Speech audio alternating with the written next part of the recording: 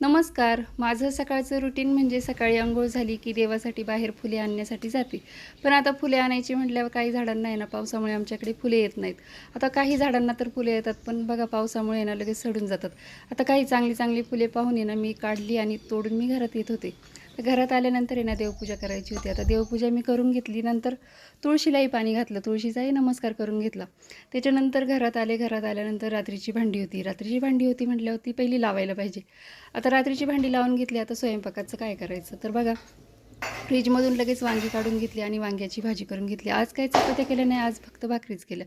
तर भाकरी झाल्यानंतर आहे ना बाहेर लगेच गुरं आलेली होती. तर गुरं आली म्हटल्यावर म्हटलं चला गुरांना आहे ना भाकरी देऊन येऊ. आता मी आल्यानंतर गुरं लगेच माझ्याकडे बघायला लागली होती.